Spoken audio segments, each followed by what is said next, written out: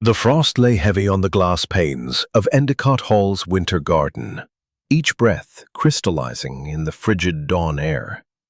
Among the orchids and snow-dusted palms, a body reclined unnaturally on the marble bench. The man's eyes, once keen with ambition, stared blankly at the ceiling of glass.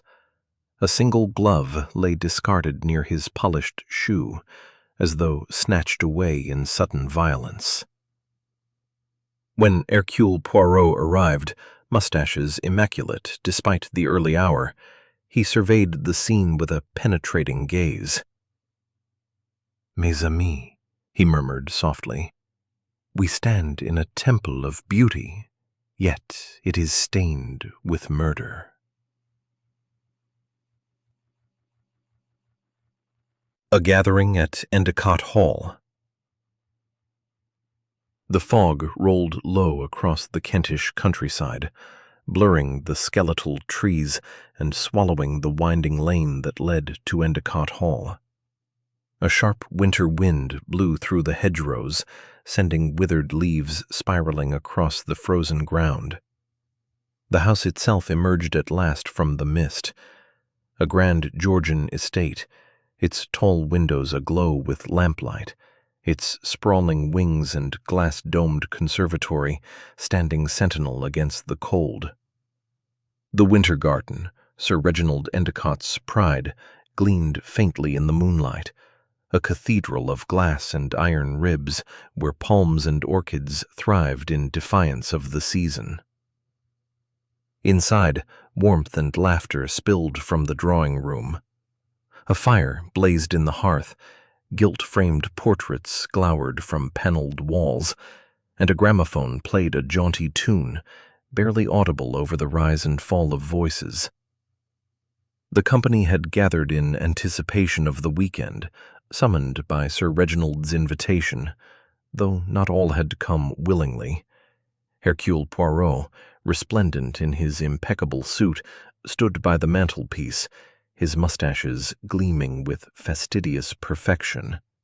His companion, Captain Hastings, occupied a deep leather armchair, sipping a brandy with appreciative gusto. Hastings, ever cheerful, surveyed the room with curiosity, but it was Poirot whose eyes, sharp and observant, missed nothing. "Mon cher Hastings," Poirot murmured. "There," Poirot continued softly. "Arthur Pembroke, the partner of Sir Reginald. He stands stiffly near the window, his hands behind his back, yes? He nods as others speak, yet his eyes, pale, restless, always fixed upon Sir Reginald. There is bitterness in those eyes, mon ami. The bitterness of a man who knows his fortunes depend upon another's whim." Hastings glanced at Pembroke. Tall, greying, with a drawn face and an air of suppressed irritation. "And, lastly, Dr. Felix Moreau," Poirot said, gesturing discreetly. "See how he hovers near the doorway to the conservatory, his gaze ever upon the winter garden. He scarcely attends to the conversation, only to his orchids. It is the look of obsession, Hastings. A dangerous quality in a man." Hastings chuckled nervously. "You make it sound like we've stepped into the middle of a play, Poirot." Poirot's eyes glimmered. "Mais oui.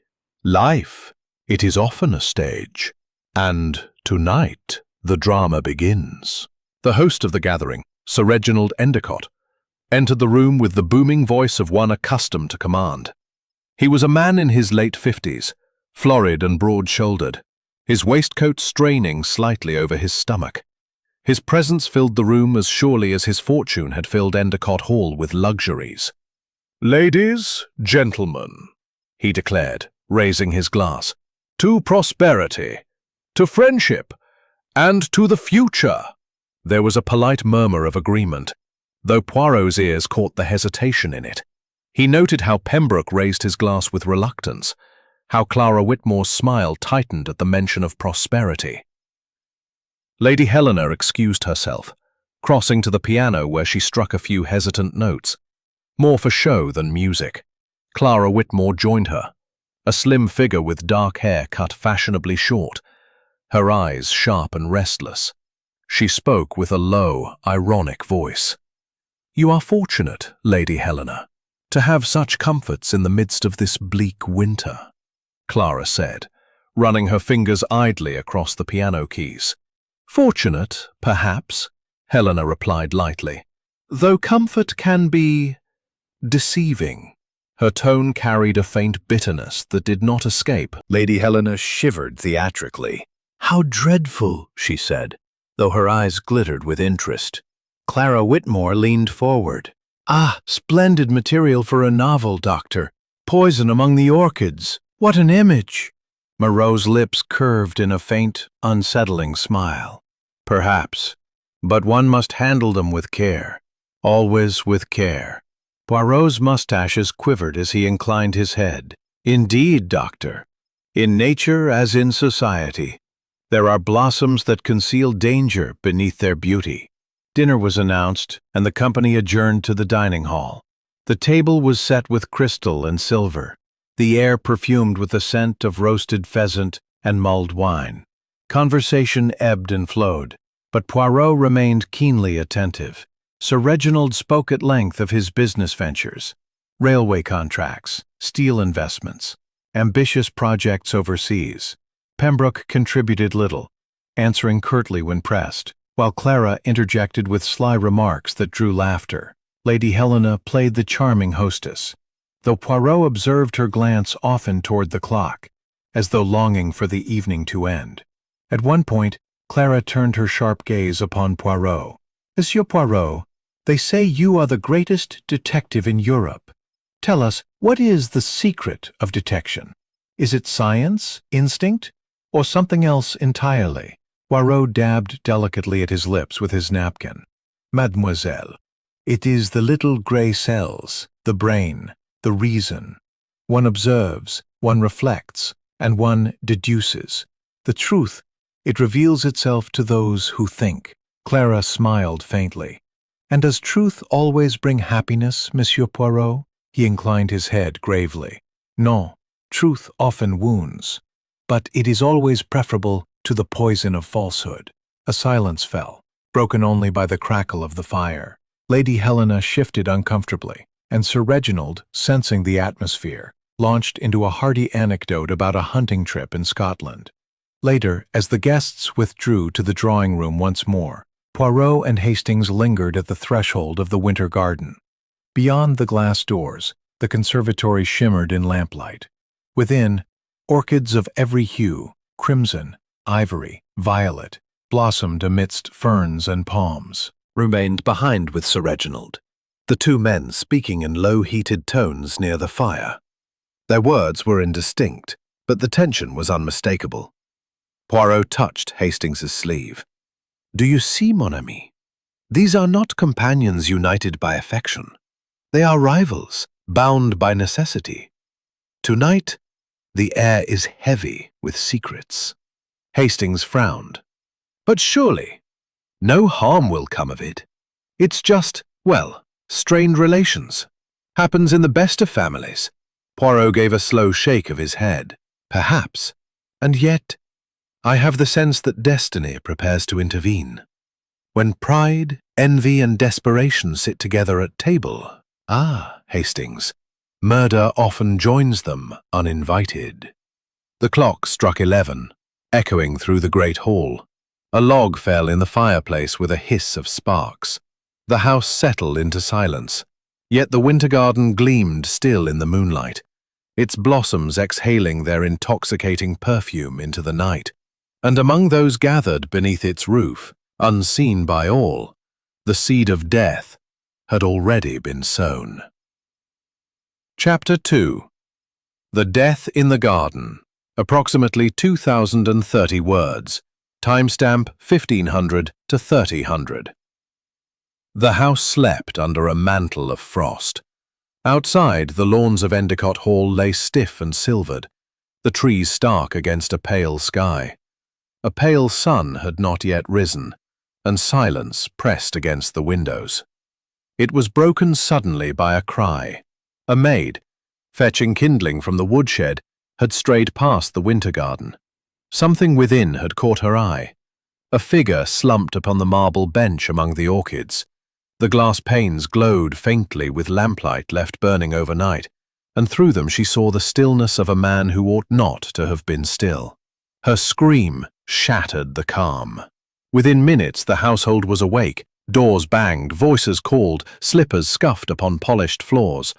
Poirot, immaculate even at such an hour, emerged from his chamber with Hastings at his side. Together they followed the commotion toward the conservatory. The maid, white-faced and trembling, pointed with a shaking hand. "In there, sir. It's Sir Reginald. Oh, God, it's Sir Reginald." Poirot wrist delicately. No pulse. The flesh was already cooling. "Yes, Hastings," he said softly. "Our host has departed, and not peacefully." Lady Helena was the first of the household to rush in. She wore a silk robe hastily tied, her hair unpinned, her face drained of colour. The sight of her husband upon the bench drew from her a piercing cry. "Reginald! Oh, God, Reginald!" She stumbled forward, falling to her knees beside him, clutching his cold hand. "What has happened? Tell me what has happened." Poirot caught her wrist gently. "Madame, you must not disturb him. The police will need to see." "Courage, Lady Helena." She stared at him with wide, frantic eyes. "Police? But surely he was ill. A seizure? His heart?" "No," Poirot murmured. "This was no natural sleep."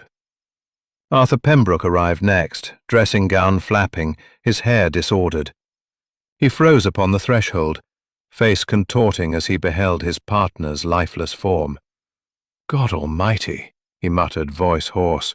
"So, it's happened." "What do you mean, sir?" Hastings demanded sharply. Pembroke started. "Nothing.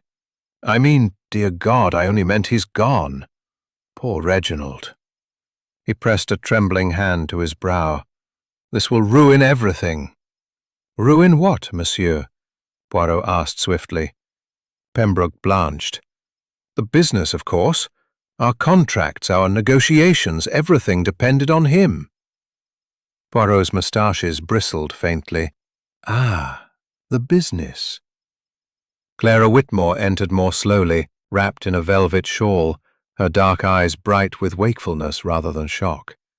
She paused, surveying the scene with an expression at once fascinated and detached, as though she observed a tableau upon a stage. "So it has come to this," she said softly. "A body in the winter garden. How very fitting." Hastings shot her a look of indignation. "This is no scene for amusement, Miss Whitmore." She raised her brows. "I assure you, Captain, I am not amused. Only, writers see things differently, perhaps.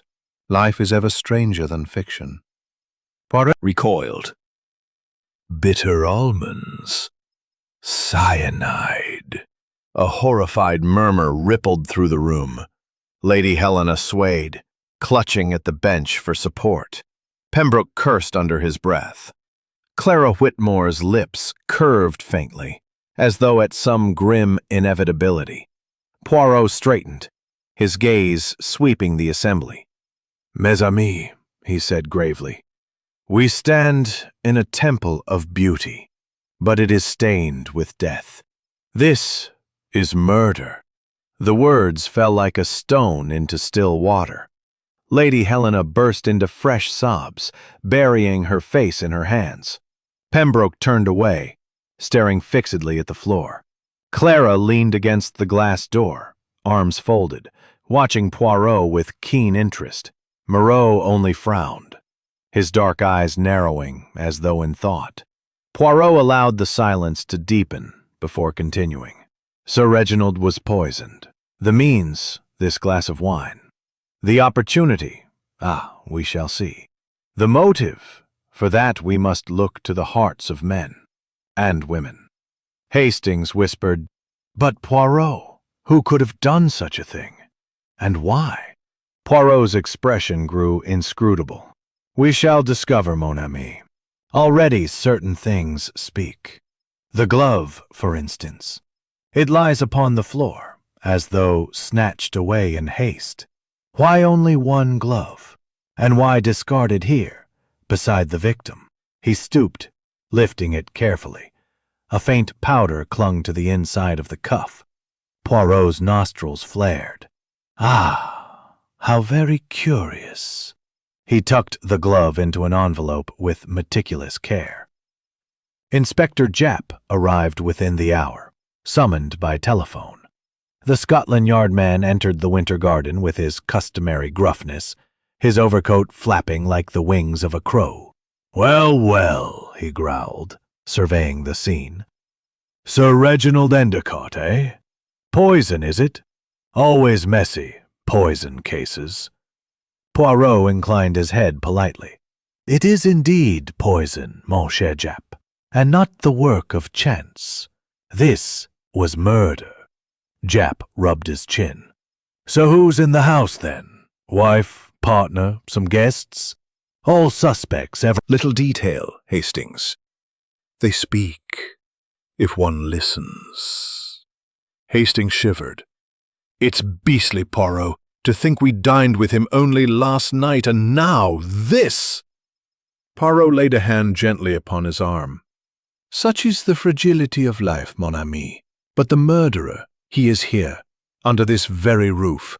And Hercule Poirot, he will not rest until the truth is revealed." The Winter Garden seemed to echo his words, its glass walls holding the scent of death within. Outside, the first pale light of morning broke across the frosted lawns, indifferent to the tragedy it revealed. And so the game began. Suspicions unveiled. The great hall of Endicott Hall, once a stage for society dinners and laughter, had been transformed overnight into a chamber of dread. Lamps burned low, their golden glow illuminating the polished floorboards and tall ancestral portraits that seemed to lean closer, as though eager to witness scandal. Inspector Japp stood squarely at the head of the long oak table, papers scattered before him, spectacles perched upon his nose. His manner was brisk, his tone uncompromising. "We shall proceed in order, one at a time. Everyone in this house will answer for their movements from last evening until the time the body was discovered." The suspects gathered reluctantly. Lady Helena entered first, pale and tremulous in a dark gown hastily chosen for mourning. Clara Whitmore followed, unhurried, her eyes bright with morbid interest. Arthur Pembroke slouched in a chair, his face drawn, while Dr. Felix Moreau lingered at the threshold, hands clasped behind his back, gaze drifting always toward the glass doors that led to his beloved Winter Garden. Poirot sat slightly apart, immaculate as ever, hands steepled, head inclined. He was silent, yet every flicker of expression, every tremor of voice, every restless glance fell beneath his scrutiny. Hastings beside him could hardly sit still, his indignation rising each time Japp pressed too harshly. Lady Helena questioned. "Now then, Lady Helena," Japp began, clearing his throat, "we'll start with you, if you please. At what time did you last see your husband?" Slipped, revealing bitterness beneath the pale exterior. "He was my husband. That is all that need be said." Poirot's moustaches twitched. "Sometimes, madame, the silences speak more loudly than the words." Arthur Pembroke questioned Japp, turned next to the business partner. "Mr. Pembroke, you were seen speaking with Sir Reginald late last night. What was the subject of your conversation?" Pembroke shifted uncomfortably. "Business matters, contracts. We had disagreements, it's true, but nothing unusual between partners." "Disagreements of what nature?" Pembroke faltered. "Sir Reginald was considering withdrawing from certain ventures in which I was heavily invested. It would have ruined me." His face flushed, and he added hastily, But that's no reason to think. Good Lord, you can't suspect. Japp's brows rose. We'll see about that. Where were you after your conversation ended? In my room, alone. Another convenient alibi, Japp muttered. Poirot leaned forward, voice velvet soft. Monsieur, when you spoke with Sir Reginald, was it in anger? Did your words grow heated? Pembroke's mouth tightened. Yes, I won't deny it. He was obstinate. But I left him alive and well. That is the truth. Poirot's eyes glimmered. Alive, yes. Well, that I am not so certain. Clara Whitmore questioned. Clara Whitmore sat with an air of detached amusement, as though this were a rehearsal for one of her novels. Miss Whitmore, Japp began, where were you after retiring last night? In my chamber, Inspector, writing notes for a new story. I did not sleep until the small hours. Any witnesses? No. Writers keep odd hours, I'm afraid. Japp grunted. Tell me, Sir Reginald had promised to finance your next book, had he not? Her smile curved sharply. He had suggested it, yes, though I suspect he would have thought better of it by morning. He was generous with promises, less so with checks. Convenient knowledge, Japp muttered. And the orchids? Any of them capable of producing such a poison? Moreau shook his head. Not cyanide. The orchids may paralyze, may dazzle, but not this. The poison was introduced elsewhere. Poirot regarded him steadily. And yet, Doctor, a vial of cyanide tincture is missing from your cabinet, is it not? Moreau stiffened. How do you know that? Because, Poirot replied mildly, I observe. The key is ever upon your ring, but the lock bore faint scratches. Someone took what was not theirs. Moreau's lips thinned. Then it was theft, not murder on my part. Poirot inclined his head. Perhaps, and yet, obsession blinds. You care more for the orchids than for men. That too is dangerous. The questioning continued, but no one provided an alibi that held firm. Each had reason to wish Sir Reginald harm. Helena, bound to an unhappy marriage. Pembroke facing ruin. Clara desperate for funds. Moreau easily cast as scapegoat. The room grew heavy with silence as Japp concluded. Right then, none of you are cleared. Till further notice, you'll all remain under this roof. No one leaves Endicott Hall. Clara's eyes gleamed. A country house locked in with a killer. How very classical. Hastings muttered, Dash it all, she talks as if it were theatre.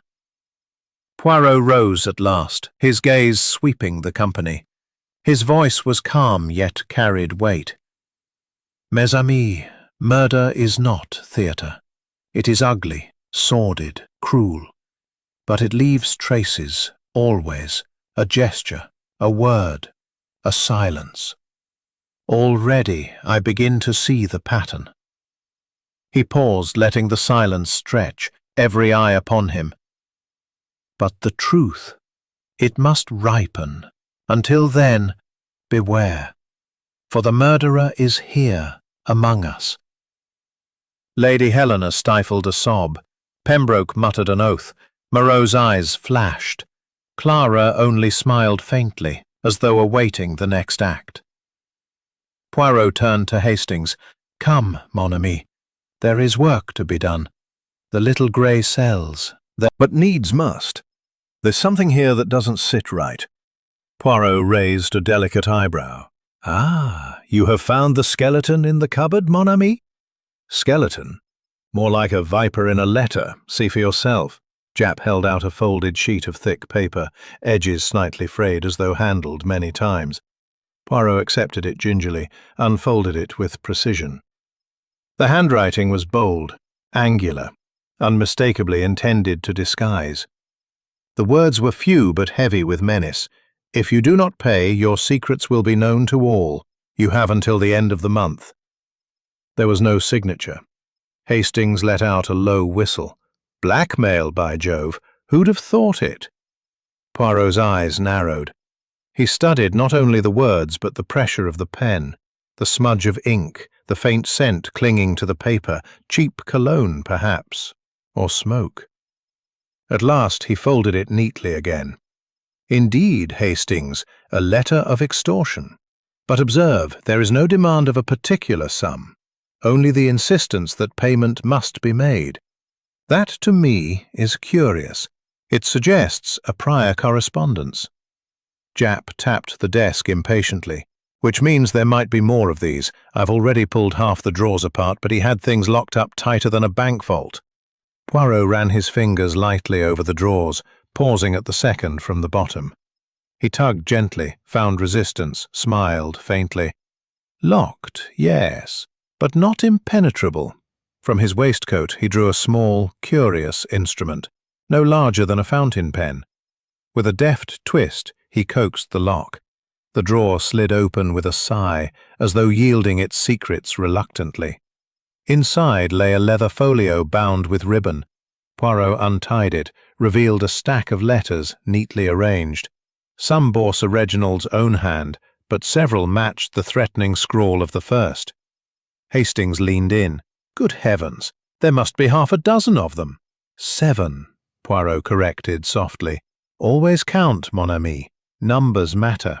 See here, the earliest dated 6 months past. The most recent, only last week." Japp scratched his jaw. "So he'd been bleeding money to someone for half a year. That's motive enough for half." Perhaps. Not common in this district. And note, the hand trembles slightly on certain letters. The R, the S. It speaks of someone unused to disguise, straining to maintain it. Japp gave a short laugh. "You mean to tell me you can unmask our blackmailer by the way they cross their T's?" Poirot inclined his head serenely. "It is one thread, Inspector. Alone, it is nothing. Together with others, it will weave a pattern." They were interrupted by a knock at the door. Lady Helena entered, her face pale but composed. She held herself with that rigid dignity of one who refused to weep before others. Her gaze fell at once upon the letters. "What is this?" she demanded softly. Japp bristled. "Evidence, my lady. Did you know your husband was being blackmailed?" Her eyes flickered. She sank into a chair, fingers clasping tightly. He never confided in me. He kept his affairs his own, but yes, I suspected. There were sums of money withdrawn suddenly. He grew secretive, restless. She looked up, voice tightening. "Do you mean to say his death is connected to this?" Poirot studied her keenly. "Madame, it is possible. The one who blackmails, often, they fear discovery. Murder is the final silence." Helena shivered. "Then you must find them, whoever they are. My husband may not have been loved, but he did not deserve this." She rose abruptly and left, skirts whispering behind her. Hastings muttered, "Do you believe her, Poirot?" Poirot's eyes lingered on the door. "I believe she speaks the truth as she perceives it, but whether it is the whole truth, that I do not yet know." Japp gathered the letters grimly.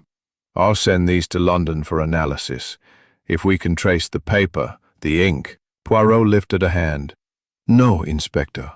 Keep them here. To act too openly may frighten the bird from the bush.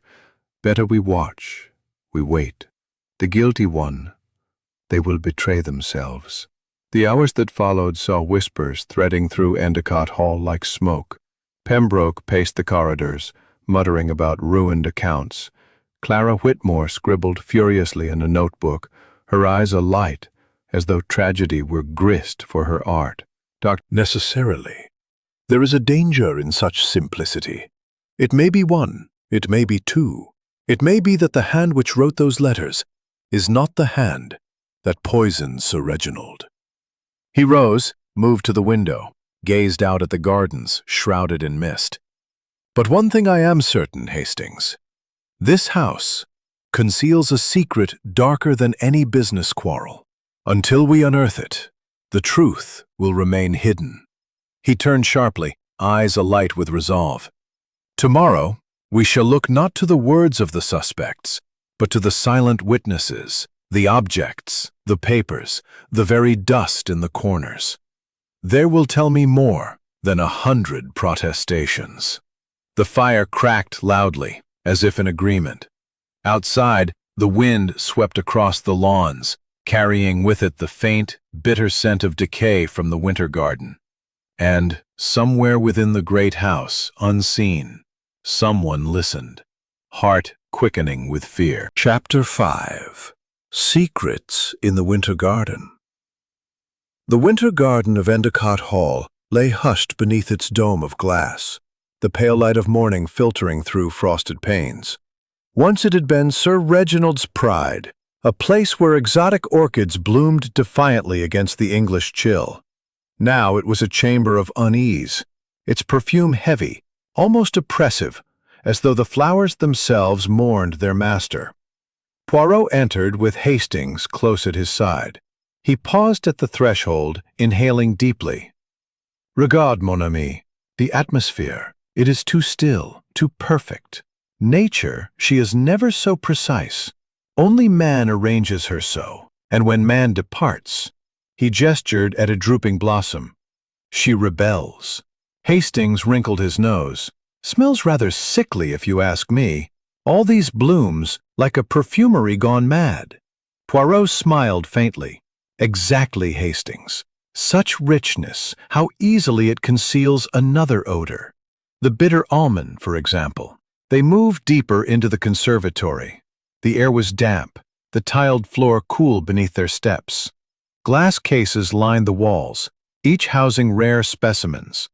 In the center stood a marble table, upon which a dozen orchids spread their vivid faces, crimson and gold and ghostly white. Poirot bent to study them. His fingertips hovered just above the petals, never touching. "Sir Reginald was here last night. He came often, did he not?" "Yes," Hastings replied. "Dr. Moreau said he was obsessed with them, wouldn't miss his nightly inspection." Poirot's eyes roamed the chamber. "Then, if he was poisoned, here is where he breathed his last hours. Observe carefully, mon ami. The room, it speaks." They began their slow circuit. Hastings noted a watering can, still half full, beside a cluster of pots. A pair of gardening gloves lay crumpled on a bench, and near the marble table, he frowned. There was a darkened patch of soil, scattered as though knocked over in haste. "Look here, Poirot," he said. "Someone spilled this last night." Poirot crouched. With a small brush from his pocket, he teased at the soil, revealing the snapped stem of a tiny orchid. He lifted it delicately. A stem broken, but not by accident. It was beyond doubt. "Hastings, we hold the chalice of death." The discovery lent new gravity to the room. Poirot replaced the glass upon the marble table, as reverently as one might set down a relic. At that moment, the glass doors creaked open. Dr. Felix Moreau entered, his thin figure swathed in a dark coat, hands clasped behind him. His eyes widened at the sight of Poirot with the tumbler. "What are you doing here?" he demanded, voice taut. Poirot smiled politely. "Merely admiring the orchids, Doctor. Such beauty, such delicacy. Yet I find myself distracted by less agreeable things. A broken stem, a scattered soil, and this." He gestured to the glass. Moreau's face blanched. "Where did you find that?" "Hidden, poorly hidden. Tell me, Doctor, would Sir Reginald drink alone in this chamber? Or did he share a glass with another?" Moreau hesitated, then spread his hands. "He often brought wine here. He said the fragrance of orchids sharpened the palate. But that glass, it is not mine, I swear it." Poirot's eyes lingered on him. "Not yours, perhaps, but you know more than you say. This place, it is your kingdom as much as Sir Reginald's. Nothing here escapes your notice. If someone tampered with his drink, you would see, n'est-ce pas?" Moreau's jaw tightened. I saw movement last night, after Sir Reginald left. A shadow, slipping through the garden. "Whose shadow?" Poirot asked sharply. "I could not tell. I thought it a servant. I returned to my chamber. I did not wish to involve myself." Poirot regarded him in silence for a long moment, and he inclined his head slightly. "Merci, doctor. You may go." Moreau hesitated, then turned abruptly and departed. Hastings let out a breath. "Dash it all, Poirot! Why let him off so lightly? He practically admitted to skulking about." Poirot wagged a finger. "Patience, Hastings. He tells us he saw a shadow. Very convenient. Yet Of death." Poirot's eyes softened, though his tone was keen. "And yet you are drawn to it, mademoiselle. For inspiration? For truth?" Clara's lips curled in a faint smile. "Perhaps both. I came last night after dinner, only for a few minutes. I thought the orchids might stir a scene for my novel. But Sir Reginald was here, and he was unpleasant. He told me I was a leech, a beggar. He said he would cut me off." Hastings started. "So you left in anger?" Her eyes flashed. "Yes, but I did not kill him. You'll write that in your little notes, won't you, Monsieur Poirot? That Clara Whitmore was insulted, but not murderous." Poirot inclined his head gravely. "Words can wound as deeply as knives, mademoiselle, and the wounded they sometimes strike back." Clara's expression hardened. Then she swept out, skirts rustling. The winter garden fell silent once more. Poirot replaced the blotter upon the desk, then turned slowly, surveying the chamber with finality. "Hastings," he said at last, "this room holds the truth. It is here Sir Reginald met his fate. The glass, the soil, the broken stem, they are the fragments of a puzzle. Already the picture forms." Hastings looked doubtful, but it still all so jumbled. A glass anyone could have touched, a shadow no one can name, a note that might belong to anyone. How can it add up? Poirot smiled faintly, eyes gleaming. "Because, mon ami, the murderer believes they have been clever, but in their cleverness they leave the pattern too clear. The little grey cells, they see what the eyes may miss." He glanced once more at the orchids, their faces bright yet sinister beneath the glass dome. "Yes, the winter garden has spoken, and soon, very soon, it will name the guilty." Outside, the frost cracked upon the lawns, and the sky grew darker, as though winter itself conspired to shroud Endicott Hall in mystery. Chapter 6. Shadows of the Past. The study of Sir Reginald Endicott was a room steeped in silence. Set it upon the desk and tried the clasp. Another lock. Blasted man must have been paranoid. Poirot's eyes twinkled. Paranoia, perhaps, or foresight. He feared exposure, therefore he hid. With a deft twist, the second lock yielded too. Japp opened the box. A hush fell over the room. Bundles of letters lay within, tied with ribbon, correspondence in Sir Reginald's hand, some yellowed with age, others fresh. Beside them, a series of account books, their pages dense with figures, and, at the very bottom, a small leather wallet. Hastings leaned over, eyes wide. By Jove, this looks serious. Japp grunted. We'll start with the ledgers. Always follow the money. They spread the books upon the desk. The columns revealed irregularities, large withdrawals, unexplained transfers, sums paid to unnamed bearers. Poirot's finger traced the entries, pausing where ink grew darker, strokes more hurried. Observe, Hastings. The pattern begins 6 months ago, the same time as the first blackmail letter. Sir Reginald was paying someone, but not through the bank. Cash, withdrawn, unrecorded, save in these private notes. Hastings frowned. But why record it at all, if he wished to hide it? Because, mon ami, even the guilty must balance their books. A man of Sir Reginald's order cannot resist his accounts, even as he falls deeper into dishonour. They turned next to the letters. Poirot handled them with care, scanning quickly.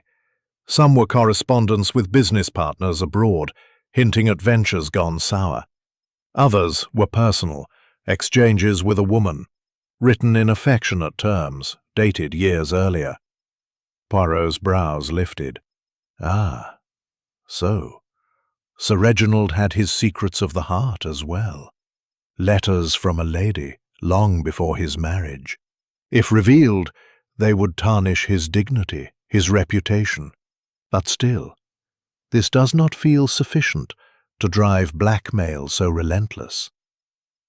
Japp flipped open the leather wallet. Inside were photographs, sepia images of a young woman and child. The boy, perhaps 6 or 7, stared solemnly at the camera. Trembling. "You summoned me?" she asked. Poirot inclined his head. "Indeed, madame. Please, be seated." Her gaze fell upon the desk, the open wallet, the photographs. She froze, colour draining from her face. "You found them?" "Yes, madame," Poirot said gently. "Tell us. Did you know?" She lowered herself slowly into a chair, eyes never leaving the photographs. Her voice was low, steady, but laced with bitterness. "I discovered it a year ago. A letter mislaid, a careless slip. I confronted him. He admitted it. Admitted to a liaison long before me. And a child. But he swore it was ended, that he had provided for them. I chose silence. What else could I do? To expose him would expose myself to ridicule as well." Her hands trembled, but I despised him for it. From that day, our marriage was ashes. Japp's gaze hardened. "That's reason enough, Lady Helena, to want him gone." She looked up sharply, eyes flashing. "Do you think me capable of poisoning him? I endured his betrayal, his arrogance, his cruelty, but murder?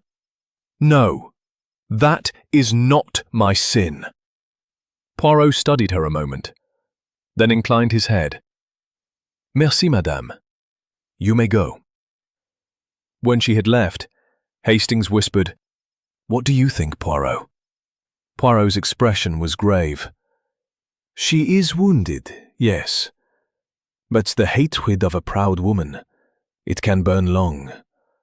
Still, I do not think it was she who held the pen of the blackmailer. There is another hand." They were not long left alone. Arthur Pembroke appeared next, summoned by Japp's order. His eyes darted nervously as he entered.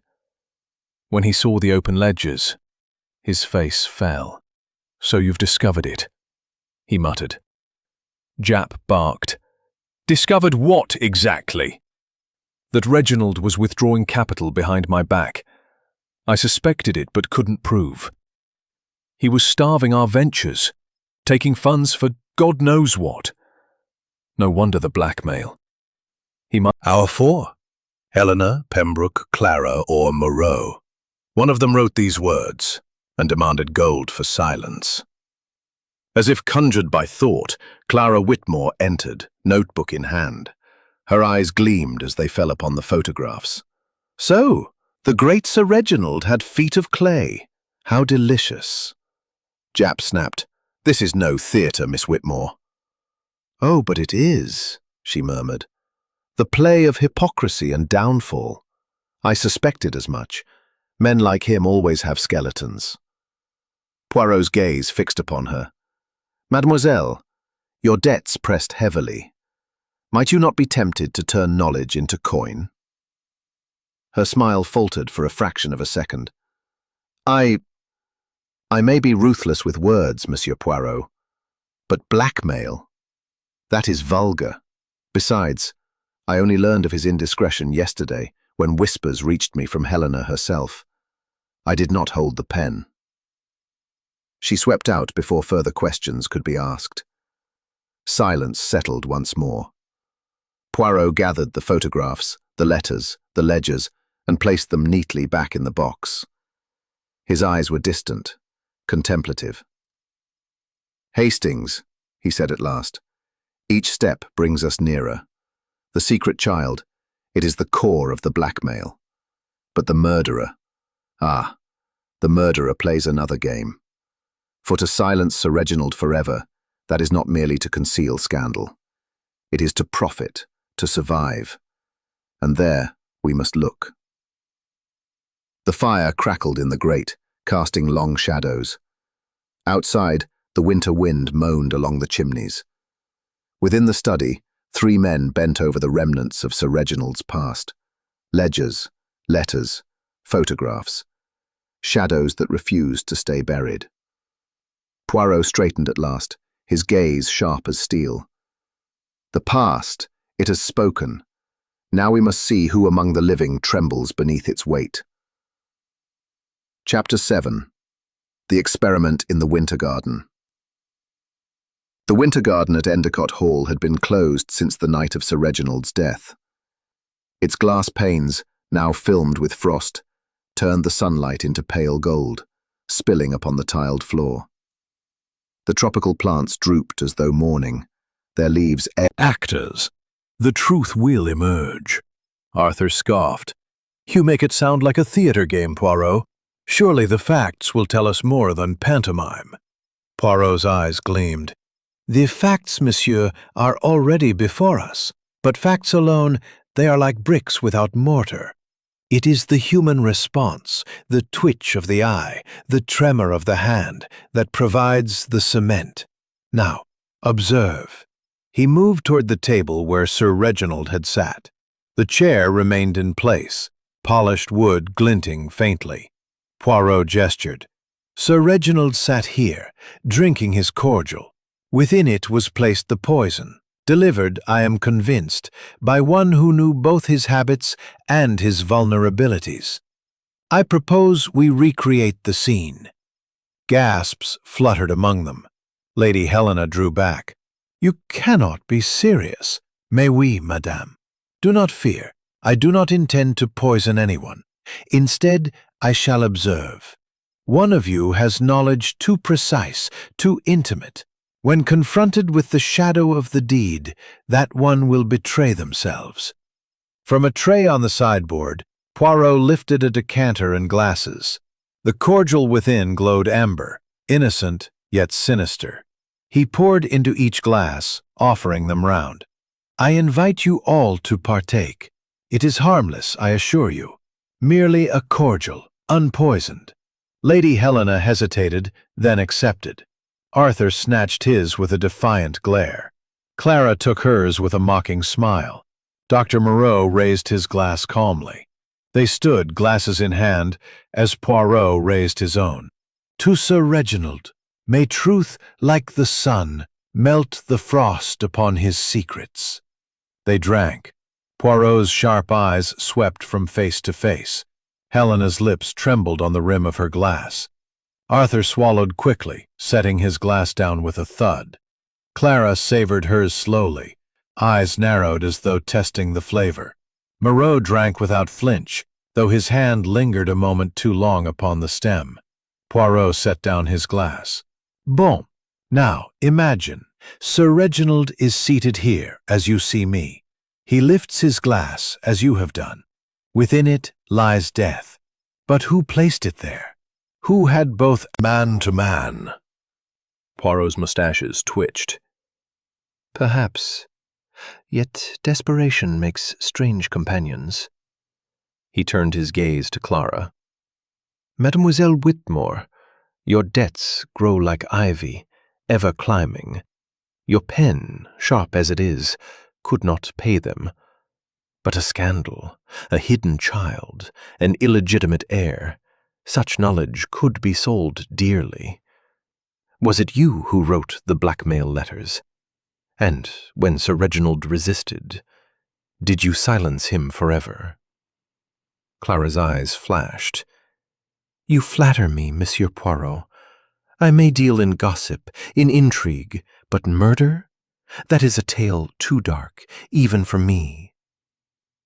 Poirot paused before Moreau. The physician's dark eyes met his calmly. And you, Docteur, a trusted friend, a healer. Yet how convenient, is it not, that poison was the instrument? You knew the symptoms, you could disguise them, and your position in this house gave you free access. Is it possible, Doctor, that you chose the Hippocratic oath as a cloak? Moreau's lips pressed into a thin line. I am no saint, Poirot, but neither am I a killer. My science is for healing. If Sir Reginald came to me with his sins, I did not judge them, but I would not take his life. Silence fell once more, heavy as the frost outside. Poirot clasped his hands behind his back. His eyes gleamed with sudden intensity. Now, the final act. From his pocket he drew a small envelope. Within this lies a copy of one of the blackmail letters, written by hand. I propose we compare it to writing from each of you. But first, an experiment. He placed the envelope upon the table, beside the decanter. In a moment, I shall step outside with Inspector Japp. Hastings will remain. We shall watch unseen. And I shall leave this envelope here, in plain sight. If one among you feels compelled to touch it, to destroy it, that one will reveal much. Gasps again. Arthur muttered angrily. Clara laughed softly, though too sharply. Helena's eyes widened. Moreau remained motionless. Children, waiting to be caught with sweetmeats. At that moment, the door opened, and Poirot stepped back in. He surveyed the scene, eyes sweeping across the suspect. The envelope remained untouched. Bon, he said softly. The restraint is impressive. But I saw enough. They stared at him. What did you see? Lady Helena whispered. Poirot's smile was enigmatic. That each of you, in your own way, betrayed unease. Not one is free of suspicion. Yet one among you trembled more than the others. He lifted the envelope, tucking it back into his pocket. The experiment, it is not conclusive, but it tells me this. The murderer is close, so very close. And soon, mes amis, the truth will out. The winter garden seemed colder than before, shadows lengthening across the frost-streaked glass. Each suspect stood in silence, knowing the net was tightening, and that Poirot had seen more than he revealed. Chapter 8. Voices Below Stairs. The household staff of Endicott Hall had kept largely to the shadows since Sir Reginald's death. They moved softly through corridors, whispering among themselves, their eyes wary. Servants in a great house knew well the danger of being seen as indiscreet, yet they also saw everything. To Poirot, it was clear. If truth hid anywhere, it might be in their hushed recollections. So it was that, on a pale afternoon, Poirot requested the use of the small morning room, and there summoned the staff one by one. Inspector Japp perched in a chair by the fireplace, notebook at the ready, while Hastings hovered with nervous anticipation. Poirot sat at a small writing desk, his hands steepled, eyes bright. "Now," he murmured, "we shall hear the voices below stairs. For the great ones they strut and pose, but the servants, they observe." The first to enter was Mrs. Atwell, the housekeeper. A woman of formidable frame and no-nonsense expression, she curtsied stiffly. "You wish to see me, sir?" "Oui, madame," Poirot replied warmly. "Please be—" Nodded firmly. "Always, sir. Sir Reginald was particular about drafts. The doors were shut at all times, save when he entered. I checked them earlier. When I passed again just before midnight, they were still closed. But—" She hesitated. "But—" Poirot coaxed. "I cannot be certain, sir. One of the side windows, it was ajar, only a little. I thought nothing of it. Perhaps he had opened it himself." Poirot's eyes gleamed. "Merci, madame. That is most interesting." When she had gone, Poirot murmured, "A window open, so there was perhaps ingress or egress, a possibility." Next came Ellis, the butler. Tall, grave, with silver hair, his dignity seemed unshaken by tragedy. "You have served the family long?" Poirot asked. "All my life, monsieur. My father before me. Endicott Hall is my post, my duty." "On that evening, what did you observe?" Ellis bowed his head. "Little directly. I poured the wine at dinner. I noticed Sir Reginald was in ill temper. Lady Helena scarcely spoke. Mr. Pembroke was restless. Miss Whitmore needled him with her sharp remarks. The doctor was calm, detached. After the meal I retired. I was not on duty further." "You saw no one approach the winter garden?" "No, monsieur. But I heard voices later, raised voices, from the corridor near the winter garden. I could not distinguish words, only tones. A quarrel."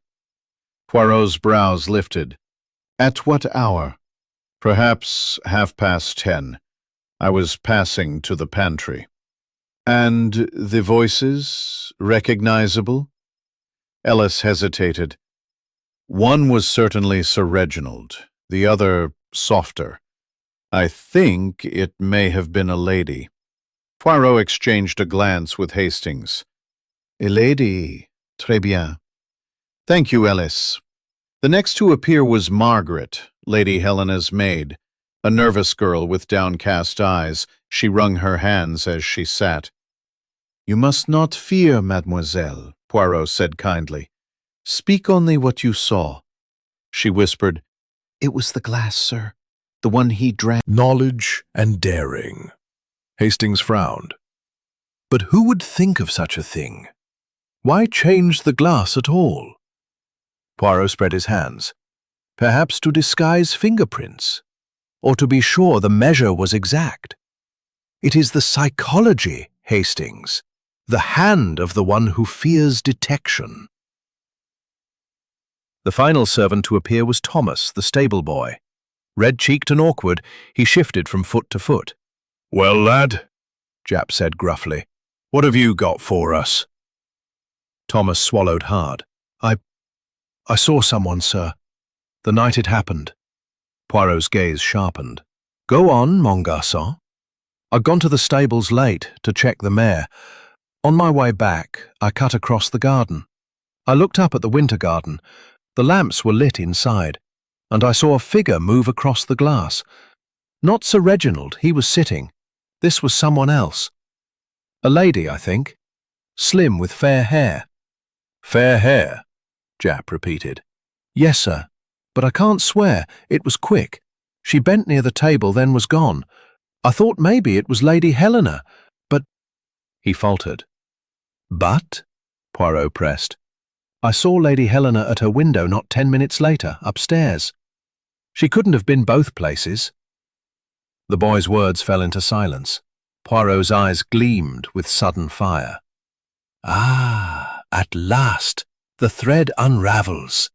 A lady with fair hair seen in the winter garden. But not Lady Helena. Who then? Clara Whitmore? Her hair is fair, no? Or perhaps another presence, unseen until now?" Thomas was dismissed, bewildered by the weight of his testimony. When the room was empty, Hastings leaned close. "Poirot, do you think Clara? She has the hair, the debts, the sharp tongue?" Poirot tapped his fingers together. "Perhaps. But we must be precise. The glass changed, the window ajar, the quarrel heard, and a lady, fair-haired, seen bending near the table. These are the fragments. One must arrange them as pieces of a puzzle." He rose, pacing slowly, his head bent. "Yes, it becomes clearer. The murderer risked everything that night." Yet, while Clara Whitmore toyed with her spoon, her sharp eyes glancing from one face to another, Dr. Moreau, ever inscrutable, read the Times. Edward Pembroke entered last, his stride restless, his gaze clouded. "Bon," said Poirot cheerfully, as he seated himself. "A fine morning for thought, n'est-ce pas? Even the mist, it assists the little grey cells by wrapping all in mystery." His air of calm irritated Clara.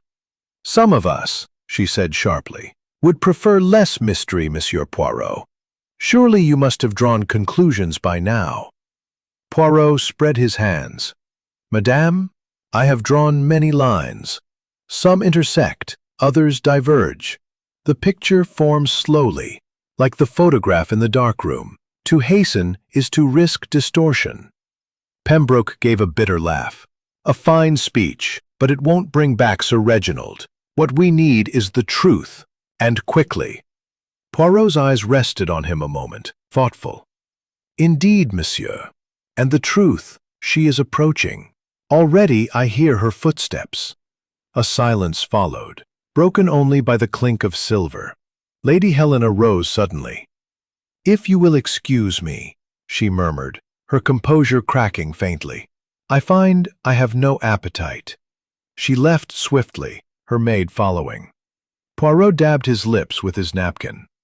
"Gentlemen," he said softly, "and madame, you will indulge me if I ask for a few minutes with each of you later today. There are matters of clarification, small only, but important." Clara's brows arched. "Interrogations, again. Not interrogations, madame. Conversations. Sometimes, in repetition, the false note reveals itself." In the library, beneath towering shelves of leather-bound volumes, Edward Pembroke faced Poirot with impatience. He leaned against the mantel, his hands restless. "Get on with it," he said. "Ask your questions."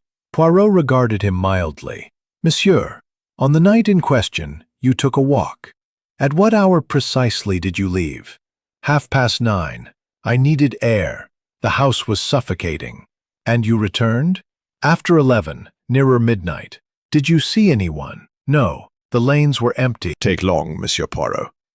I have letters to write." "Ah, but perhaps one of those letters is already written, n'est-ce pas? One that demanded money. A threat." She colored faintly. "I don't know what you mean." Poirot's smile was faint. "Do not underestimate the servants, madame. They see more than you suppose. A letter left upon a desk, an envelope upon the hall table, such things leave impressions. But let us speak of another matter. On the night of Sir Reginald's death, where were you at 10:30? "In the drawing-room. I was writing notes for an article. You may ask anyone. Indeed, we have asked. And yet, a figure was seen near the winter garden. A lady with fair hair." Clara's eyes flashed. "Are you accusing me?" "I accuse no one. I gather threads. You have the fair hair, yes? And the boldness also. It is possible you sought Sir Reginald to press your demand, and poisoned him in return for a refusal. She laughed harshly. What a melodrama! No, Monsieur Poirot. If I wished him dead, I would have chosen a pen sharper than any dagger. Poirot inclined his head. Perhaps. Yet the pen can kill also, madame. Words. They wound. They destroy reputations. They ruin lives. Murder by poison. It is only the extension of such cruelty. Clara paled, her eyes narrowing. Without another word, she swept from the room. Dr. Moreau entered, calm and precise, his manner unflappable. He adjusted his spectacles and waited. "Doctor," Poirot began gently, "you are skilled in poisons, are you not?" "I am skilled in medicine, monsieur. The two are cousins, yes, but one heals where the other destroys." Poirot nodded. "And yet you warned Sir Reginald that his health was delicate. You recommended moderation." "Indeed. He disregarded me." "You remained in the library that evening, but Ellis, the butler, heard voices raised near the winter garden. One voice was Sir Reginald's, the other, softer, belonging to a lady.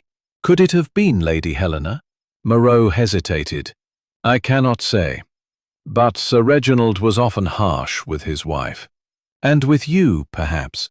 Was there not some quarrel about prescriptions?" Extravagance. He struck the table. I left him, in tears. At what hour? Just after 10. And then? I went to my room. I did not leave it again. Poirot studied her. "Yet you were seen at your window shortly after. That is true?" "Yes.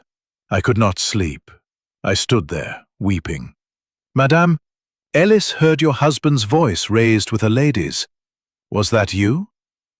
She shook her head fiercely. "No, I swear it." Poirot regarded her in silence. Then he said softly, "Then who, madame? For if not you, there remains but one other lady in the house." She paled further, unable to answer. Later, alone with Hastings and Japp, Poirot paced the library. "You see, my friends, each denies, each conceals. Yet the truth, she is in their gestures, their voices." Hastings frowned. "But it could be any of them, Poirot. Pembroke had no alibi. Clara was seen, or someone like her. The doctor knew about poisons. Lady Helena quarrelled with her husband. Where does it point?" Poirot tapped his temple. "To order, mon ami, to method. Let us arrange the facts. 1. The glass was changed. 2. The window was open. 3. A quarrel was heard with a lady. 4. A fair-haired woman was seen bending near the table. Now, what do we deduce?" Japp grunted. "That someone tampered with his drink, slipped in through the window maybe, and he argued with a woman, probably Clara." "Perhaps. But let us be cautious. Appearances, they mislead. I tell you this, the hand behind this crime is clever. Too clever. And soon I shall prove it." Poirot stopped pacing, his eyes bright. "Tomorrow evening I shall gather them all, the family, the companions, the servants. We shall sit together in the winter garden, and there, mes amis, the truth shall be revealed." Hastings caught his breath. "You mean you already know?" Poirot smiled faintly. "I know enough. What remains is to watch, to listen, to set the stage. Then the murderer, they shall betray themselves." The little Belgian straightened his cuffs. He occupied a seat nearby, grave with expectation. Poirot rose, his voice low and deliberate, carried through the still air. "Mesdames, messieurs, we are assembled here not merely to speak of tragedy, but to end it.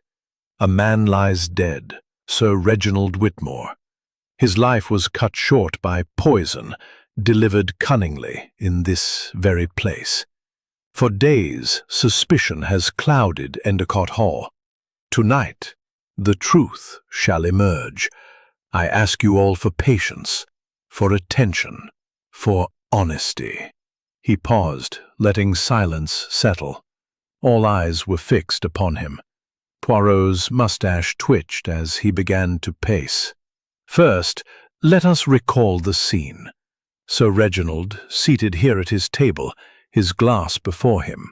A quarrel, overheard with a lady. A window open to the night.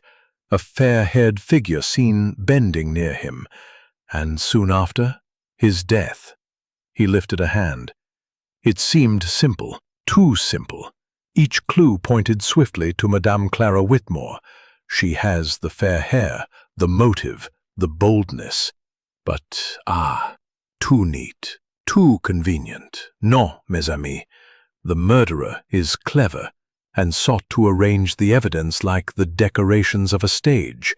And I, Hercule Poirot, I do not accept such theatre without testing the scenery. Clara flushed. Are you saying, Madame, I am saying only, appearances, they deceive. Poirot turned.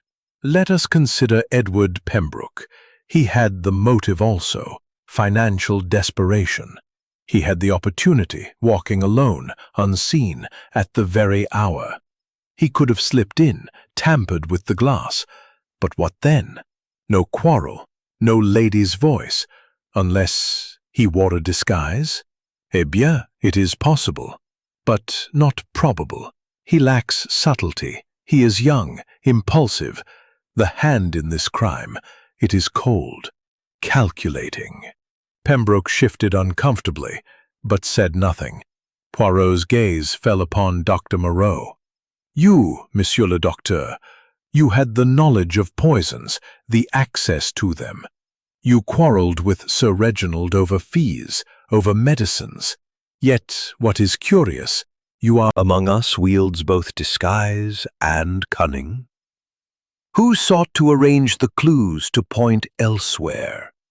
He stopped, and his finger extended like a dagger. Clara Whitmore. A gasp ran through the gathering. Clara sprang to her feet, her eyes blazing. How dare you? This is outrageous. Poirot raised a hand. Sit, madame. The truth, she cannot be silenced. You believed yourself clever. You wore the wig of fair hair so that the witness should describe you thus. You argued with Sir Reginald here, pressing your demand for money. When he refused, when he threatened to expose your debts, you produced the little vial. You knew his weakness for drink. You slipped the poison into his glass. And then you fled, leaving the window open, so that suspicion might fall upon another who entered. Très bien. It was a plan worthy of the stage, but you miscalculated. Clara's face was white now, her lips trembling. You can't prove this. You have nothing. On the contrary, madame, I have much. First, the traces of adhesive upon your writing desk. You tore away the fastening of the wig when you hid it hastily. Second, the scent. A faint perfume, unusual, clinging to the chair near Sir Reginald's table. Not Lady Helena's, but yours. And finally, your own words. You said with scorn that you would have killed him with a pen sharper than a dagger. Yet it was the pen that betrayed you. The ink upon your fingers matched the smear upon the letter Sir Reginald held. He had begun to draft a response to your threats. That letter, half written, half blotted, there lies your confession. Clara swayed, her eyes wide. Then suddenly, she collapsed back into her chair, her voice breaking. Yes, it is true. I hated him. He sneered, he mocked me. He held the purse strings while I slaved at his beck and call.